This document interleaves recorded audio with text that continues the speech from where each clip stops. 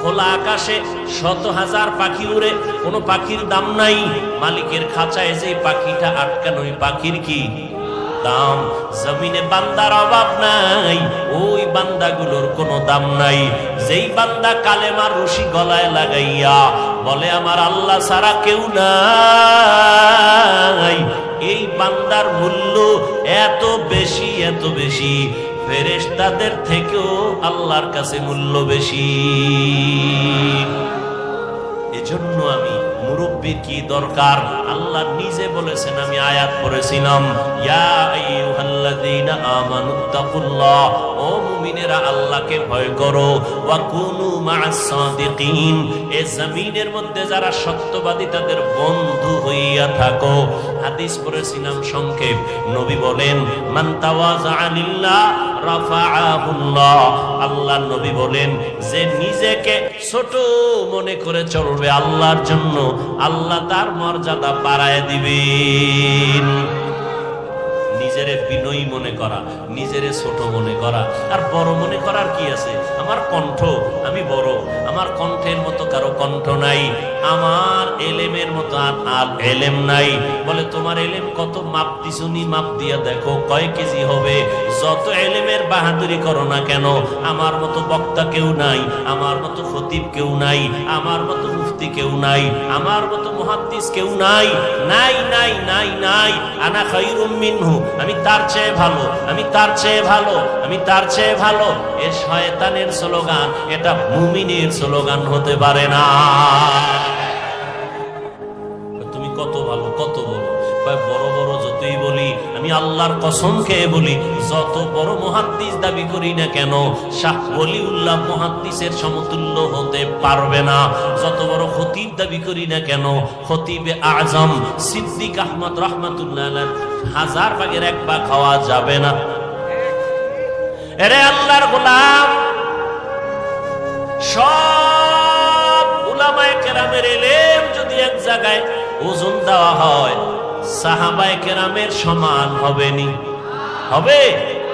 আসহাবী কান নুজুম, রহমতের নবী বলেন আমার এক একটা সাহাবীর দাম কত জানো? আকাশের নক্ষত্রের সমতুল্য। আমি মুহাম্মাদের আদর্শটাও যেমন সুন্নাত, আমার সাহাবাদের আদর্শটাও তেমন সুন্নাত। ও দুনিয়ার উম্মতেরা, আমার সাহাবাদের এত দাম, আল্লাহ নিজে খুশি হইয়া বলেন রাদিয়াল্লাহু আনহুম ওয়া রাদু আন, আমিও তাদের উপরে রাজি, তারাও আমি আল্লাহর উপরে রাজি। সাহাবায়ে কেরামের ইলমের সমান হবে না। সমস্ত সাহাবাদের ইলম যদি এক জায়গায় করা হয়, রহমতের নবীর সাথে কোনো তুলনা। এবার রহমতের নবীর ইলম কত?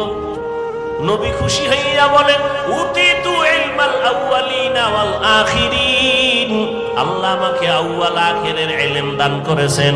আদম নবীরে যা দিবেন আল্লাহ সেটাও আমারে দিবেন, মুসা নবীরে যা দিবেন আল্লাহ সেটা আমাকেও দিয়েছেন, ঈসা নবীকে যা দিবেন আমাকেও সেটা দিয়েছেন। এক কথায় সব ইলমের মজমুআ, সব ইলমের সমষ্টি আল্লাহ আমি একা মুহাম্মদের দিয়েছি। আসবে কেমনে? ফজর পড়েন নাই, জোহর পড়েন নাই, আসর পড়েন নাই, মাগরিব পড়েন নাই, এশা পড়েন নাই, বিড়ি টেনে ঢুকছেন, সুবহানাল্লাহ আইবো কেমনে? আহা, এরে যুবক,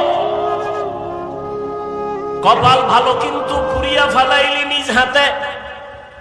ওই আবু জাহাল 13 বছর আমার নবীকে দেখলো, বয়ান শুনলো, কপাল খারাপ, কালেমা পড়লো না। কে? যেই নবীর একবার দেখলে পেটের ক্ষুধা নিবারণ হয়ে যায়। কেমন মায়ার নবী আমার, যেই নবীর ঘাম থেকে মেশকের ঘেরান পাওয়া যায়। ও গো নবীর উম্মতেরা,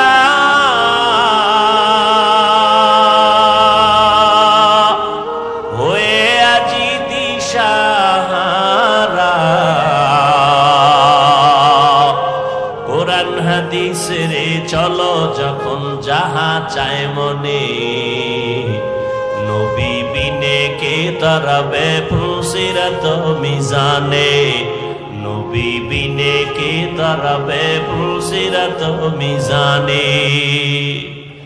এরে নবীর আশিক রে যুবক, তোর কপালের উপরে আমার নবীর কেমন মোহাব্বতের আওয়াজ। নবী বলেন, বুড়ারা আমি মুহাম্মদের বিরোধিতা করেছে, যুবকেরা আমার উপকার করেছে। নবীর উপকার করছে কারা? বিরোধিতা করছে কারা? এই মাঠের বুড়ারা নো।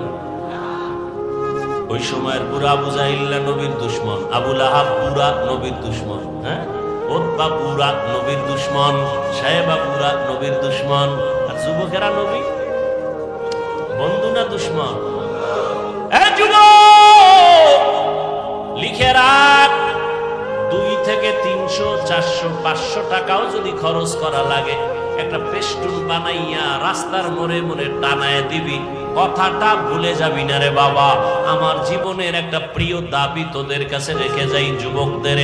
মদিনার নবী বলেন, যুবক আমার উপকার করেছে 7 বছর থেকে 11, এর মাঝখানে আমার চাচাতো ভাই হযরত আলী আইসা আমার হাতে হাত লাগাইয়া কালেমার পতাকা উড্ডীনের শপথ নিল। 11 বছরের হযরত আলী এতদিন ছিল চাচাতো ভাই, এখন হলো সাহাবী, কিছুদিন পরে হবে জামাতা। কি হবে? রহমতের নবী দোয়া করলেন, আনা দারুল হিকমা ওয়া আলীউন বাবুহা, আমি মুহাম্মদ হলাম ইলম ও হিকমতের ঘর, আর এই ইলমের ঘরের দরওয়াজা আমার আলী। সুবহানাল্লাহ বলবেন না?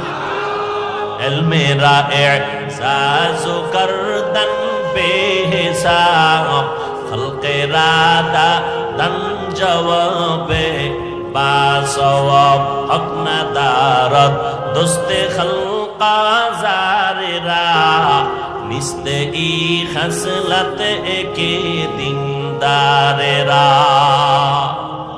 হযরত আলীর নবী এমন দোয়া দিছেন, আল্লাহ ইলমের ভান্ডার আলীর জন্য খুলে দিছেন। কেমন ভান্ডার আল্লাহ দিছেন আলীরে। হযরত আলী বলেন, যুবক ভালো করে লিখে রাখো, অন্তরে ঢুকাও। হযরত আলী বলেন, মান আল্লামানি হারফান ইনশাআ বাআ ওয়া ইনশাআ আতাকা, আমাকে একটা অক্ষর যিনি শিক্ষা দিয়েছেন সে আমার মাথার মুকুট, তার মূল্য কত? বলে হযরত আলী বলেন, চাইলে আমাকে গোলাম বানাইয়াও রাখতে পারেন, বিক্রিও করে দিতে পারেন, একটা অক্ষর যিনি শিখাইছেন তার এত মূল্য। বুঝনি রে যুবক বাবা, আজকে মেজাজ দেখাও শিক্ষকের সাথে, আছে না নাই? সাবধান, শিক্ষকের সাথে যারা বেয়াদবি করবি, বিচার হবে মরার আগে। মরার পরে না আগে? আল্লাহর কাছে মাপ চাবি, ক্ষমা হবে না। কারণ শিক্ষক যদি ক্ষমা না দেয় আল্লাহ দিবেন না, কারণ এটা বান্দার হক। আমার আব্বা আম্মা আমি হাফিজুর রহমান রে একটা সাইন শিখাইতে পারে নাই, দস্তখত শিখাইতে পারে নাই। আব্বা আম্মা কলিজা বইরা দোয়া দিছেন, কিন্তু আমার এই চেয়ার পর্যন্ত মা বাবায় দোয়া দিছেন ঠিক, কিন্তু লেখাপড়া শিখাইতে পারেন নাই। কোরআন হাদিসের কথা বলা যিনি আমারে শিখাইছেন তিনি আমার মাথার মুকুট, যিনি আমাকে মানুষ বানাইছেন তিনি আমার মাথার মুকুট। শিক্ষক উস্তাদ এর এত মূল্য, এক কথায় তিনি আমারে মানুষ বানায় দিছেন। ওই শিক্ষকের সাথে যারা বেয়াদবি করবা, কারণে অকারণে আল্লাহর কসম, আল্লাহর কসম, আল্লাহর কসম, বিচারটা মরার আগেই হবে, মরার পরে না আগে। মেজাজ দেখানোর জায়গা পাও না, মা বাবার সাথে মেজাজ, শিক্ষকের সাথে মেজাজ। আল্লাহ হেদায়েত দান করুন। আর ওজনে বলেন, লিকুল্লি শাইইন জিনাতুন ফিল ওয়ারা ওয়াজিনাতুল মারই তামামিল আদাবি। একজন আল্লাহর ওলি বলেন, প্রত্যেকটা ভালো জিনিসের সৌন্দর্য আছে, মানুষের সৌন্দর্যের নাম হলো আদব। মানুষের সৌন্দর্যের নাম কি? এই জন্য নবীর হাদিস পড়ছি, যে ব্যক্তি নিজেরে ছোট বানায় রাখে আল্লাহ তার মর্যাদা বাড়ায় নাকি? তাহলে নবীজির এলেম কত মনে আসেনি? আর আমি কথা বলেন না কেন? নবী বলেন আমাকে আউয়াল আখিরের ইলম দান করেছেন। আল্লাহ কয় ও নবী আপনি এত খুশি, অনেক পেয়ে গেছেন। হ্যাঁ অনেক পেয়ে গেছেন, আউয়ালেরটাও পাইছি, আখিরেরটাও পাইছি, মাঝখানেরটা পাইনি, পাইছি, সব পেয়ে গেছেন। নবী খুশি না বেজার? আল্লাহ কি কয় জানেন? ও নবী আপনি তো মনে করেন অনেক পেয়েছেন, আপনি জানেননি আমি কি পরিমাণ দিছি? মা উতিতুম মিনাল ইলমি ইল্লা কালিলা, আমি ইলমের সাগর থেকে সামান্য একটু ইলম আপনাকে দিয়েছি।